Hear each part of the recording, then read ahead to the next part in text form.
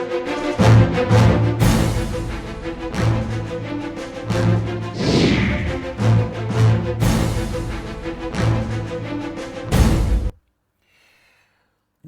आप देख रहे हैं खबर फास्ट और मैं हूं आपके साथ शमशेर सिंह। हमारे खास कार्यक्रम बड़ा मुद्दा में आप सभी का स्वागत है। बिहार दंगल के दूसरे चरण के साथ 3 नवंबर को हरियाणा के बड़ौदा का दंगल भी सज चुका है। हरियाणा के बड़ौदा दंगल के लिए दिग्गज दम भरने लगे हैं। बड़ौदा के रण में राजनीतिक रणबांकुरों ने सियासी कुश्ती के लिए मनोबल बढ़ाने वाली बयानबाजी भी शुरू कर दी है। लेकिन बड़ा सवाल यह है कि बड़ौदा की बिसात बिछ चुकी है, लेकिन बाजी किसके हाथ होगी?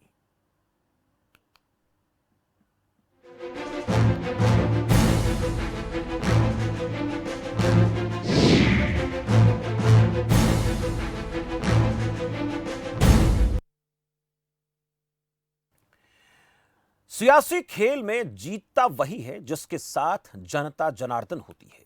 जनता जनार्दन को लुभाने के लिए कस्मों वादों की कहानियां गढ़ी जा रही हैं और जनता के सामने जाकर पढ़ी जा रही हैं। लेकिन कौन सी कहानी भरोसेमंद होगी, ये तो बड़ौदा का वोटर तय करेगा। बड़ौदा चुनाव की तारीख की घोषणा के बाद राजनीतिक रण के सेनापतियों के बयान भी आने शुरू हो गए हैं। हरियाणा के गृह मंत्री अनिल विज ने कहा कि बड़ौदा उपचुनाव में गठबंधन का प्रत्याशी बीजेपी का होगा। वहीं परिवहन मंत्री मूलचंद शर्मा ने कहा कि उम्मीदवार गठबंधन का होगा। इनेलो नेता अभय चौटाला ने कहा कि बड़ौदा उपचुनाव देश की तस्वीर बदल देगा। कभी इनेलो का गढ़ रही बड़ौदा सीट पर पिछले 3 चुनाव से कांग्रेस का वर्चस्व रहा है। सत्ता पक्ष सबका साथ सबका विकास की बात करती है, लेकिन बड़ौदा उपचुनाव को लेकर कुछ सवाल बनते हैं। पहला ये कि किस पार्टी का कौन सा धुरंधर मैदान में होगा, कब तक धुरंधर मैदान में आ जाएंगे और बड़ौदा की बयार यानी हवा किस तरीके की बह रही है। वहां जो इस वक्त चर्चाएं चल रही हैं, तमाम राजनीतिक पार्टियों के नेता प्रवक्ता बड़ौदा में चुनाव प्रचार के लिए जा रहे हैं, लेकिन वहां का जो सियासी सिस्टम है वो किस तरीके से बन रहा है, ये भी समझने की हम कोशिश करेंगे। ये बड़ौदा सीट का इतिहास है जो आप अपनी स्क्रीन पर देख रहे हैं कि कब कौन से प्रत्याशी को और किस पार्टी के उम्मीदवार को यहां से जीत मिली है। ज्यादातर वक्त इंडियन नेशनल लोकदल के पास रहा। शुरुआत में कांग्रेस यहां से जीतती रही है, उसके बाद पिछले लगातार 3 चुनाव से कांग्रेस का प्रत्याशी यहां से जीता है। बीच में जरूर इनेलो विचारधारा यहां पर विजयी रही है, लेकिन सवाल है में कि आज तारीख का ऐलान हो गया है और इस तारीख के ऐलान के साथ जो धुरंधर हैं इस चुनाव को लड़ने वाले, वो कब तक मैदान में आ जाएंगे, कौन किसके साथ गठबंधन में आएगा, इसको लेकर लोगों की नजरें सभी पार्टियों पर बनी हुई हैं। भारतीय जनता पार्टी, जननायक जनता पार्टी का गठबंधन का उम्मीदवार कौन होगा, कांग्रेस पार्टी की तरफ से किसको मैदान में उतारा जाता है, इनेलो खुद अकेले दम पर चुनाव लड़ेगी, किसी के साथ चुनाव लड़ेगी, ये बड़े सवाल हैं। जानने की कोशिश करेंगे कि नेताओं की तरफ से, प्रवक्ताओं की तरफ से क्या जवाब इन सवालों के दिए जा रहे हैं। हुकुम सिंह भाटी हैं हमारे साथ, प्रवक्ता भारतीय जनता पार्टी के, जुड़ चुके हैं। भाटी साहब, बहुत बहुत स्वागत है आपका खबर फास्ट पर। जी धन्यवाद। और संजीव भारद्वाज हैं हमारे साथ, कांग्रेस पार्टी के प्रवक्ता हैं। संजीव भारद्वाज जी, आपका भी बहुत बहुत स्वागत है। और भी कुछ मेहमान जुड़ेंगे, लेकिन उनकी चर्चा भी आपसे करेंगे। जरा एक बार मुझे बताइए, रणवीर लोहान जी, रणवीर लोहान जी, बहुत बहुत स्वागत है आपका। प्रवक्ता इंडियन नेशनल लोकदल पार्टी से हमारे साथ जुड़ चुके हैं। मैं सबसे पहले भाटी साहब आपके पास आऊंगा। तारीख तय हो चुकी है, 3 को दंगल होना है। इस दंगल के लिए जो पहलवान हैं वो कब तक मैदान में आ जाएंगे आपकी पार्टी की तरफ से, और गठबंधन में प्रत्याशी किस पार्टी का होगा, ये जानना चाहती जनता। तारीख आ गई है, लेकिन लोगों के दिमाग में की सवाल है कि बीजेपी जेजेपी किसको मैदान में उतार रही है। धन्यवाद शमशेर जी। जी सर, स्वागत। देखिए, चुनाव की घोषणा हो चुकी है और बिल्कुल यूँ समझिए कि मंच तैयार हो चुका है और भारतीय जनता पार्टी अपने पूरे लाभ लश्कर के साथ, अपनी हमारी जो गठबंधन में हमारे साथ पार्टी जेजेपी है उसको साथ लेकर के मैदान में उतरने के लिए बिल्कुल तैयार है। आपने एक बात कही है कि हमारा प्रत्याशी कब तक आएगा जी। बहुत जल्दी आएगा और गठबंधन का प्रत्याशी आएगा। ये मतलब कहना थोड़ा सा जल्दबाजी रहेगी कि कौन सी पार्टी का होगा, लेकिन बहुत जल्दी हम लोग फैसला कर लेंगे। और हमारे प्रदेश नेतृत्व के सतर पर ये बैठकों का दौर शुरू हो गया आज भी, हमारी बैठक जो है चंडीगढ़ में चल रही है, तो मुझे लगता है कि बहुत जल्दी हम अपने प्रत्याशी की घोषणा कर देंगे। और निश्चित तौर पर शमशेर जी, मैं बताना चाहूंगा, मैं अभी आप आंकड़ा दिखा रहे थे कि कांग्रेस पार्टी 2009 से 19 में रही, उससे पहले इनेलो रही है, लेकिन क्योंकि अब जो बड़ौदा का जो वोटर है वो समझ चुका है, और भारतीय जनता पार्टी ने जो काम पिछले 5 साल में किए और आज जेजेपी गठबंधन के साथ जो काम किए हैं, निश्चित तौर पर वो जनता को अनुकूल लगे हैं, और भारतीय जनता पार्टी का प्रत्याशी हर हालत में यहाँ से जीतेगा, अवश्य जीतेगा, ऐसी हमें उम्मीद है। और इस तरह की ही हमारी सारी जो है अपने जो काम करने का, हमारे जेजेपी और भाजपा का जो पार्टी का जो अपने पार्टी के लेवल पर हम लोग वर्किंग कर रहे हैं, निश्चित तौर पर हमारा प्रत्याशी जीतेगा। हुकुम सिंह भाटी जी, आपने कई बातें कही हैं। आपने कहा है कि विकास जीतेगा, यानी आपका ये कहना है कि सवाल अगर आपसे पूछे कि क्यों जीतेगा, तो आपने कहा कि हमने विकास के कामकाज किए पिछले 5 साल में, इसलिए जीतेगा। लेकिन अभी तक तय नहीं हुआ उम्मीदवार कौन होगा। हालांकि इस पूरे प्रकरण को लेकर कई बार कई पार्टी के कई बड़े नेता मंच पर कह चुके हैं, मीडिया के सामने आकर कह चुके हैं, और आज भी आपकी पार्टी के वरिष्ठ नेता की तरफ से कहा गया कि प्रत्याशी हमारी पार्टी का होगा, यानी बीजेपी का होगा। तो ये ऐसी बातें, या फिर गठबंधन तय करेगा या फिर तय हो चुका है, ये मन में सवाल है। शमशेर जी, देखिए, जब तक किसी भी प्रत्याशी की अधिकृत घोषणा नहीं हो जाती, तो मुझे लगता है कि ये थोड़ी सी एक अतिवादी बात होगी। और हरियाणा प्रदेश में भाजपा और जेजेपी गठबंधन की सरकार है, और निश्चित तौर पर हमारी दोनों पार्टियां, हमारी भाजपा और जेजेपी, हम साथ बैठ कर के अपने प्रत्याशी की घोषणा करेंगे। और देखिए, वैसे तो एक बात शमशेर जी मैं बड़े इत्मीनान से कहना चाहूंगा कि हर पार्टी की यही कोशिश होती है। भारतीय जनता पार्टी हमारी, हम सोचते हैं कि प्रत्याशी हमारा होना चाहिए, इसमें तो कहीं कोई दो राय नहीं है। जेजेपी भी सोच सकती है इस बात को, लेकिन जो प्रत्याशी तय होगा, दोनों पार्टियां मिल बैठ करके प्रत्याशी जो उसकी घोषणा होगी, और हम मिलकर के चुनाव लड़ेंगे। बस साहब कह देते हैं कई बार कि प्रत्याशी हमारा होगा, इसलिए पूछा मैंने आपसे। नहीं, अतिवादी बात होगी ये बात, आज कहना जो है वो ठीक नहीं होगा। मैं तो इसलिए कह रहा हूँ, विद साहब कह चुके हैं, इसलिए मैंने पूछा आपसे। अतिवादी बात करते हैं क्या विद साहब? चलिए, ये अभी जब तक थोड़ा सा मतलब समय के अनुकूल ही अच्छा लगता है। चलिए ठीक है, समय आएगा तब आप लोग, सबको पता लग ही जाएगा, ये कंफर्म हो जाएगा कि कौन पार्टी का प्रत्याशी जो मैदान में। हमारे साथ 2 मेहमान और जुड़ गए हैं। अरविंद भारद्वाज हैं, प्रवक्ता जननायक जनता पार्टी से। भारद्वाज जी, आपका बहुत बहुत स्वागत है। और संजीव भारद्वाज हैं, प्रवक्ता कांग्रेस पार्टी से। संजीव जी, आपका भी बहुत बहुत स्वागत है। मैं पहले अरविंद भारद्वाज जी आपके पास आऊंगा। प्रत्याशी को लेकर निगाहें हैं जेजेपी पर और बीजेपी पर।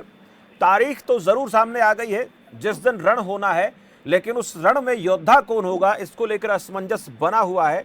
हालांकि हुकुम सिंह जी कह रहे हैं कि बातचीत होगी, मिल बैठकर तय करेंगे, लेकिन कुछ आपकी पार्टी के सहयोगी नेता हैं, वो आकर बोल देते हैं कि प्रत्याशी हमारा ही होगा, मीडिया के सामने ऐसी बातें कह देते हैं। तो फिर मिल बैठकर क्या तय होगा?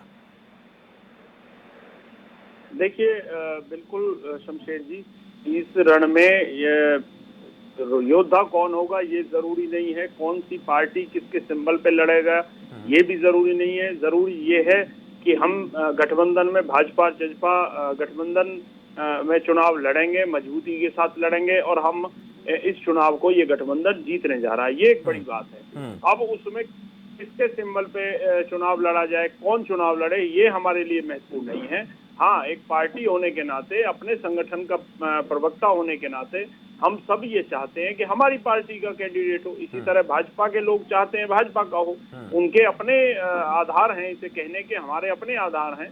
परंतु ये सब ज्यादा महत्वपूर्ण नहीं है। ज्यादा महत्वपूर्ण यही है कि हम मिलकर चुनाव लड़ेंगे। अगर भाजपा का उम्मीदवार भाजपा के सिंबल पर लड़ता है कोई, तो हम पूरे ताकत से, पूरे तन मन से उसका साथ देंगे। और यदि जजपा का उम्मीदवार लड़ता है, तो भाजपा के कार्यकर्ता उसे जिताने में पूरा प्रयास करेंगे, पूरी मेहनत करेंगे। यही एक लाइन, एक सूत्रीय कार्यक्रम हमारे दोनों राजनीतिक दलों का। बातचीत हो रही है क्या इस बात को लेकर? चर्चा हो रही है आपकी पार्टी के, बीजेपी के नेताओं के बीच में? बिल्कुल शमशेर जी, अब जब आज घोषणा हो गई है चुनावों की, अब तक तो चुनाव घोषित नहीं हुए थे तो बातचीत नहीं हो रही थी।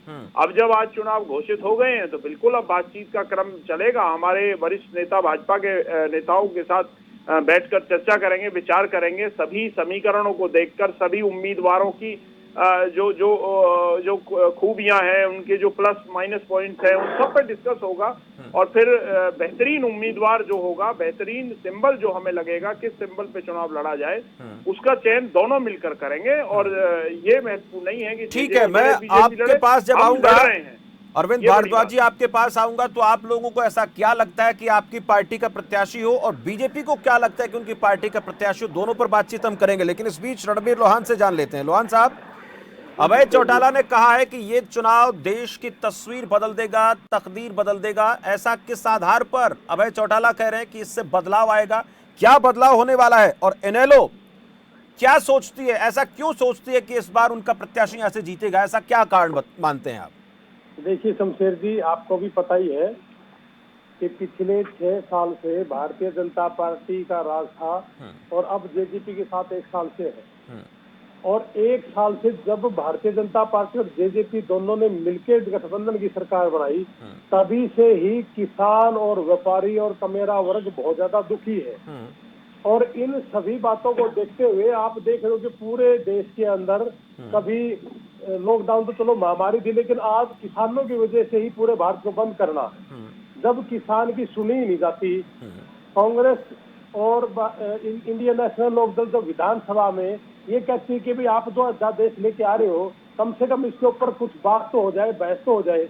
और भारतीय जनता पार्टी और जेजेपी उस बहस से दूरी किनारा कर लेते हैं। तो ये किसानों के साथ एक विश्वासघात है, कुठाराघात है।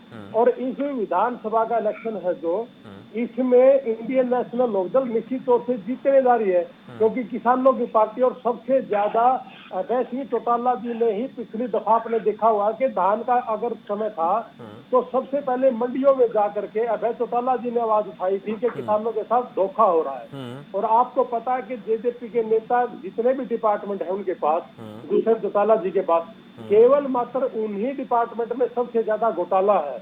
ये कोई संयोग तो है नहीं, ये तो एक बदमाशी है, भ्रष्टाचार है, किसानों के साथ धोखा है। लॉकडाउन में लोग डरे हुए थे महामारी के समय, इन लोगों ने उसमें शराब बेचने का काम किया। ये तो व्यापारियों की तरह लगे हुए न कि भलाई का काम कर रही। तो इसलिए निश्चित तौर से बड़ौदा उपचुनाव इस प्रदेश के अंदर बहुत बड़ा बदलाव लेके आएगा। ठीक है संजीव भारद्वाज जी, इनेलो तो ये कहती है कि पिछले 5-6 साल के सरकार के कार्यकाल को लेकर और किसानों की वो आवाज बने हैं, इसलिए जनता उन्हें वोट देगी। ये इंडियन नेशनल लोकदल का कहना है। हम बात करेंगे आप कांग्रेस पार्टी की, कांग्रेस किन बातों को लेकर चुनावी मैदान में जा रही है? क्या आप लोगों का मुद्दा वही है जो उधर इंडियन नेशनल लोकदल का मुद्दा है? दूसरा ये कि उम्मीदवार को लेकर निगाहें कांग्रेस पार्टी पर भी है सबकी, किस तरीके का उम्मीदवार होगा, कहां का उम्मीदवार होगा, और उस उम्मीदवार को लेकर समय सीमा क्या आप लोगों ने तय कर दी है, या फिर आप लोग बीजेपी जेजेपी का इंतजार करेंगे? शमशेर जी, मैं पहले आपके दूसरे क्वेश्चन का जवाब दूं। जहां तक उम्मीदवार से संबंधित आप मुझसे पूछ रहे हैं, तो मेरी पार्टी एक संगठित पार्टी है। इसके अंदर सारे जितने नेतागण हैं, हमारी अध्यक्षा जी शैलजा जी हैं, और भी जितने नेतागण हैं, सारे बैठ के जो जुझारू कार्यकर्ता उस एरिया का होगा उसको चुनाव मैदान में उतारा जाएगा। और जहां आपने पहला क्वेश्चन किया कि आप किन मुद्दों पर लड़ेंगे, कांग्रेस पार्टी अपने शासनकाल के अंदर 10 साल के अंदर कांग्रेस ने बड़ौदा में क्या कार्य किया, और आज मौजूदा सत्तारूढ़ दोनों पार्टी क्या वादे करके, क्या झूठे भरम फैला के, झूठे वादे करके सरकार में बैठ गए, सत्ता में बैठ गए, और उन्होंने किस तरह से हर वर्ग के व्यक्ति को परेशान कर रखा है, चाहे वो किसान हो, चाहे वो व्यापारी हो, चाहे वो मजदूर हो, कोई भी व्यक्ति हो। आज इस मौजूदा सरकार से कौन आदमी इफेक्टेड नहीं है, कौन सा वर्ग खुश है, इन सब मुद्दों को लेकर कांग्रेस बीच में बड़ौदा के उपचुनाव में उतरेगी। और निश्चय ही आप देखना, मौजूदा सरकार में जो भी पार्टी सत्तारूढ़ पार्टियां हैं, उनका भरम बेखूबी 10 नवंबर को उनके सामने निकल जाएगा। बार बार ये बातें, ये भरम 75 पार, 80 पार, 90 पार, अब सारी जनता को इनका सब कुछ असली चेहरा सामने आ गया। और जिस तरह से घोटाले और जिस तरह से ये भरम फैलाते हैं, घोटाले करते हैं, तो वो बड़ौदा की जनता इतनी मूर्ख जनता नहीं है, सब कुछ जानती है, समझती है। आप शमशेर जी 10 तारीख को जब 10 नवंबर को बैठेंगे, मेरे व्यक्तिगत तौर पे मुझे लग रहा है और मेरे पार्टी के सब कार्यकर्ताओं और नेताओं को लग रहा है कि सभी पार्टियों की जमानत जब्त होगी। हुकुम सिंह भाटी जी, ऐसा तो नहीं है कि पीटीआई, बर्खास्त पीटीआई आपका कहीं ना कहीं आपके लिए चुनौती बन सकते हैं, या फिर जिन किसानों को लेकर बात हो रही है वो किसान इन कृषि कानूनों को लेकर आपके लिए परेशानी का कारण बन सकते हैं, या फिर ऐसा नहीं होता है? तो फिर आपको क्या लगता है, अगर ये कारण बनेंगे किसी वजह से तो फिर आप लोगों को क्या दिक्कत हो सकती है, या फिर ये माना जाए कि अगर आप यहाँ से किसी वजह से कृषि बिलों को लेकर नतीजे अपेक्षा के अनुकूल नहीं आते हैं तो ये बड़ा कारण माना जाएगा? शमशेर जी देखिए, मैं पहले आपके बात का जवाब दूं उससे पहले मैं एक बात बताना चाहूंगा कि पिछले 5 साल और अभी ये भी 1 साल लगभग पूरा होने वाला है, और ये चाहे इनेलो हो और चाहे कांग्रेस हो, इन्होंने एक ही रट रहती है, सरकार फेल है, सरकार ने कुछ नहीं किया, सरकार ने उसको मार दिया, सरकार ने उसको मार दिया। इनका यही तो रट, इनको जब जींद का चुनाव था तो उस समय इनकी रट थी, वो ही इनकी विधानसभा का चुनाव हुआ, लोकसभा का चुनाव हुआ, इनकी रट थी। इनके पास इसके अलावा, और जनता इन सारी बातों को पसंद नहीं करती, इसीलिए इनको हाशिए पर पहुंचाया। ये कहते हैं 75 पार का नारा दिया, ये हमने 75 पार का नारा दिया और हम फिर सत्ता में भी आए हैं, तो इसलिए कांग्रेस और इनेलो के पास, सुनिए जरा भारद्वाज जी, सुन लीजिए, इसलिए इनके पास कोई मुद्दे नहीं है। अब मैं आता हूँ किसान आंदोलन पर, कि किसान आंदोलन हमारे लिए किसी परेशानी का सबब बनेगा। किसान को कोई परेशानी नहीं है, गलत फहमी पैदा करने का काम कांग्रेस और आईएनएलडी कर रही है। कांग्रेस विशेष तौर से, क्योंकि कांग्रेस पार्टी वो है जो झूठ बोलना जानती है और झूठ फैलाना जानती है।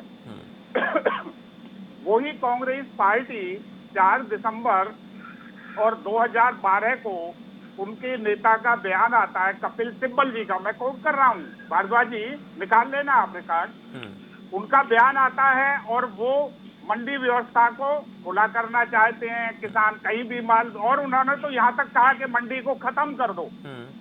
कांग्रेस ने अपने घोषणा पत्र में कहा, और आज वही कांग्रेस विरोध कर रही है। इसलिए मुद्दा किसान का नहीं है, किसान को कुछ गलतफहमियां पैदा करने की कोशिश की, जैसे एमएसपी खत्म कर दिया, मंडी खत्म की। आज हुकुम सिंह जी, आपको भाटी साहब आपको लगता है कि इतने पुराने, आपको लगता है कि इतने पुराने बयान जिन्होंने दिए हैं, जो भी दिए, जैसे भी दिए, उनको लोग याद रखेंगे? जो आम आदमी है उसको तुरंत जो कुछ घटित हो रहा है वो ज्यादा प्रभावित करता है। और आप भी देखते हैं कि जब भी चुनाव नजदीक आता है तभी ऐलान किए जाते हैं, ये सौगात वो सौगात। अब बिहार का चुनाव देख लीजिए आप, कितने हजार करोड़ पीएम ने दिए हैं। तो लोग तो सोचते हैं ना तुरंत जो अब हो गया है वो दिखाइए, वो बताइए। सबसे जी वो तुरंत वाली बात बता रहा हूँ मैं, कि इन्होंने कहा कि एमएसपी पर खरीद नहीं होगी। आज 26 तारीख से एमएसपी पर खरीद शुरू हो गई है। उसके बाद मंडी व्यवस्था जैसे पहले थी वैसे ही चल रही है। इसलिए झूठ में कहीं दम नहीं है। ठीक है, अब ये तरह तरह के चलिए, मैं समय का भी ख्याल रखना पड़ेगा। अरविंद भारद्वाज जी, ठीक है, आपने कहा कि हमारा प्रत्याशी होगा भारद्वाज साहब, ठीक है। हुकुम सिंह जी, सबको बराबर वक्त देना पड़ेगा, ठीक है, इलेक्शन जीतेंगे। और ठीक है, अरविंद भारद्वाज जी, वोटों के मार्जिन से आप कह रहे हैं कि हमारी पार्टी का प्रत्याशी हम चाहते होना चाहिए। किस आधार पर आप लोग कह रहे हैं हमारी पार्टी का प्रत्याशी? कोई आधार, कोई भूमिका आप लोगों ने तैयार की है कि इसलिए हमारा प्रत्याशी होगा? वजह है कोई इसके पीछे? उसके पीछे कई वजह हैं। एक वजह तो ये कि ये सीट पिछले अगर 3 चुनावों को छोड़ दिया जाए तो उससे पहले परंपरागत तौर पर चौधरी देवीलाल जी की रही। चौधरी देवीलाल जी जब तक थे, जब तक जिंदा थे, स्वर्गीय चौधरी देवीलाल जी जब तक जिंदा थे, तब तक ये सीट उनके खाते में रही, उनके उम्मीदवार इसे जीतते रहे और उनका जो वोट प्रतिशत जो था वो लगभग अब जननायक जनता पार्टी के साथ है। पहली वजह तो ये। दूसरा ये कि नई पार्टी होने के बावजूद अपने पार्टी के जन्म के लगभग 1 साल भी पूरा नहीं हुआ था और हमने विधानसभा चुनाव लड़ा, उसके बावजूद भी इस सीट पर बहुत अच्छी वोट हम ले गए, लगभग 32,000 के करीब वोट हमें मिला। तो ये जबकि बहुत कम समय हमें हुआ था, नई पार्टी हमारी थी। तो ये 2 ऐसी बड़ी वजह हैं जिससे हम ये कह सकते हैं कि ये सीट जननायक जनता पार्टी को ही लड़नी चाहिए और ये सीट जननायक जनता पार्टी जीत सकती है और इसके समीकरण हमारे फेवर में हैं। ठीक है। और फिर भी मैं कहूंगा, मैं फिर वो बात दोहराऊंगा कि चुनाव बीजेपी लड़ती है या जेजेपी लड़ती है, ये भी जरूरी नहीं है। अगर जेजेपी भी लड़ती है तो बीजेपी मिलकर मदद करेगी और अगर बीजेपी लड़ती है। ठीक है अरविंद भारद्वाज जी, यानी ये कह सकते हैं कि इच्छाएं सबकी होती, राजनीति में चुनाव लड़ना उससे कोई इनकार नहीं कर सकता। लोहान साहब, चौधरी देवीलाल की विचारधारा की बात हो रही है, जेजेपी कहती है कि वो सोच तो हमारे साथ है, ज्यादातर वोट, ज्यादातर लोग हमारे साथ हैं और उसके पीछे एग्जाम्पल भी दिया कि 1 साल भी नहीं हुआ था जननायक जनता पार्टी ने अच्छा खासा वोट बैंक यहां से भी हासिल किया जब विधानसभा चुनाव हुए थे 2019 में। शमशेर जी, एक बार तो मैं हुकम सिंह भाटी जी की बात का जवाब देना चाहूंगा। इन्होंने एमएसपी की बात की है 1 मिनट पहले कि एमएसपी पे ही बिकेगी। अब आगे तो अभी तक ये अध्यादेश लागू भी नहीं हुआ है। इससे पहले ही मैं आपको इनको बताना चाहूंगा कि इनका एमएसपी कपास का राष्ट्रपति की मोहर लग गई है सर। लोहान साहब, राष्ट्रपति ने मोहर तो मार दी। मोहर लग गई थी, बिल्कुल सही बात है। और ये अमेंडमेंट हो गया, ये चालू हो गया, कानून बन गया ये। लेकिन आज की डेट में भी मैं इनको बताना चाहूंगा कि 5500 रुपए कपास है, वो 4400 रुपए बिक रही है। 2100 रुपए बाजरा एमएसपी, वो 1200 रुपए बिक रहा है। मूंग दाल 75 से एमएसपी है, 6400 बिक रही है। और मक्का 1800 रुपए एमएसपी है, 600 से 800 रुपये के भाव बिक रहा है। तो ये आप जो पिछले साल भी था, उसे पिछले साल भी था, कभी धान में गड़बड़, कभी गेहूं में, तो एमएसपी पे नहीं बिकता जी। और किसान मारा जा रहा है। यहाँ कोई अमेरिका और ऑस्ट्रेलिया जैसे बड़े बड़े किसान नहीं है, 2-2 एकड़ के मालिक है। ठीक है, इन लोगों को बकाया जाएगा। लोहान साहब जल्दी से जवाब पाएं। अरविंद जी की बात। अरविंद जी कहते, अरविंद जी आप लोगों ने तो देवीलाल दुष्यंत चौटाला जी ने देवीलाल जी को तो कलंकित करने का काम किया है। आज पूरा हरियाणा दुष्यंत चौटाला जी के मुंह पे सूत रहा है। आज की न्यूज है, आज भी गुल्ला टिक्का पे आपके दुष्यंत चौटाला के काले झंडे दिखाए जा रहे हैं किसानों के द्वारा। चाहिए आपने किसान को मार दिया, आपको किसान ने किसान को मार दिया। नाम को कलंकित करने का काम कर अरविंद जी। दुष्यंत चौटाला जी ने चौधरी देवीलाल के नाम पे जो भीख मांग के लोगों के सामने आकर के जो इन्होंने अपनी वोट मांगने का काम किया, आपसे तो आपके एमएलए भी संभाले जाते, आपके एमएलए एक भी एमएलए आप लोगों से नहीं है, खुद उनकी माँ भी खुश नहीं है, उसका भाई खुश नहीं है। तो आपने तो देवीलाल की भावनाओं को ठेस पहुंचाया है। आपने अगर सीबीआई जांच हो तो दुष्यंत चौटाला ये माफी मांगे नहीं, ये माफी मांगे, ये माफी मांगनी पड़ेगी। माफी क्यों मांगूंगा? आपने देवीलाल जी को कलंकित किया है, उनके नाम को शर्म नहीं आती आप लोगों को? आज किसान रोड पे बैठा है, शर्म बेच खाई है क्या आप लोगों ने? अरविंद जी, आप लोगों की वजह से रोड नहीं, शर्म बेच खाई है क्या आप लोगों ने? आपने शर्म नाम की चीज नहीं आप लोगों के चले काम किया है। ये आरोप प्रत्यारोप चलते रहेंगे। भारद्वाज साहब, सुरजीत भारद्वाज साहब, आप सुन रहे हैं?